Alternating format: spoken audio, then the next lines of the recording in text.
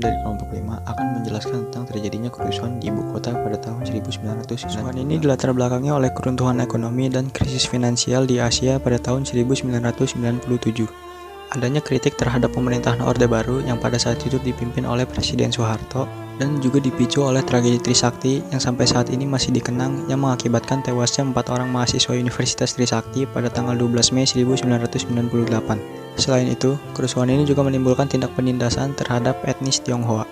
Kerusuhan Mei 1998 adalah kerusuhan rasial terhadap etnis Tionghoa yang terjadi di Indonesia pada tanggal 13-15 Mei 1998. Khususnya di ibu kota Jakarta, namun juga terjadi di beberapa daerah lain.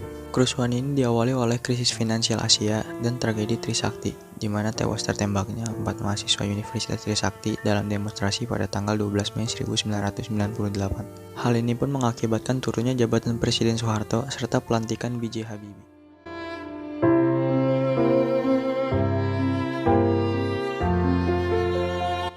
Jakarta, Mei 1998. Pertengahan Mei 1998, ibu kota tampak mencekam. Penembakan mahasiswa Universitas Trisakti tanggal 12 Mei yang disusul kerusuhan dan penjarahan sejumlah pusat perbelanjaan tanggal 14 Mei akhirnya berujung pada kelengseran Soeharto dari kursi presiden tanggal 21 Mei yang didudukinya selama 32 tahun. Inilah tempat-tempat yang menjadi saksi peristiwa itu. Universitas Trisakti.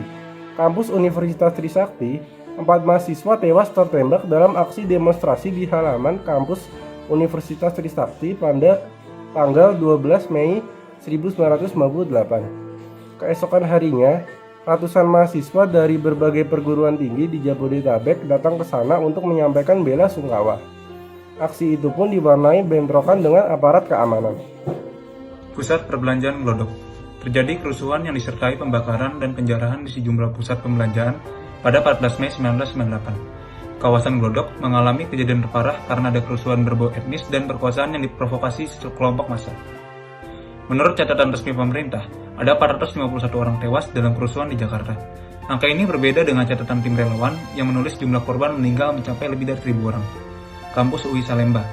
Pasca peristiwa penembakan dan kerusuhan, Kampus Universitas Indonesia atau UI di Salemba menjadi titik awal pergerakan mahasiswa Jakarta dan sekitarnya. Dari tempat ini, mereka kemudian melanjutkan aksi demonstrasi ke gedung DPR MPR di kawasan Senayan. Gedung DPR dan MPR. Di tengah situasi yang makin genting, ribuan mahasiswa menduduki Gedung Wakil Rakyat sejak 19 Mei 1998. Mereka menuntut Presiden Soeharto untuk mundur. Saat sejumlah tokoh Islam dipanggil Soeharto di istana, mereka juga menyuarakan hal yang sama. Jumlah mahasiswa yang datang ke Senayan semakin banyak. Akhirnya pada 21 Mei, Soeharto menyatakan mundur dari jabatannya sebagai Presiden RI. Kejadian 98 kita tidak boleh melupakan itu. Itu adalah fakta yang sudah terjadi. Ada yang mengatakan itu hanya beberapa orang. Hanya 100 orang dari 250 juta. Tapi itu adalah ujung tombak dari ketidakadilan.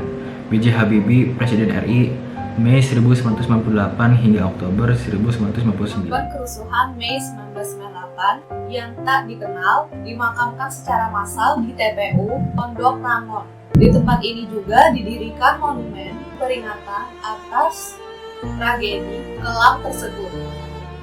Respon dunia terkait kerusuhan 1998, pemerintahan Indonesia mendapatkan kecaman keras dari Singapura, Malaysia, Taiwan, Thailand, dan Amerika Serikat yang dianggap gagal dalam melindungi warga negaranya.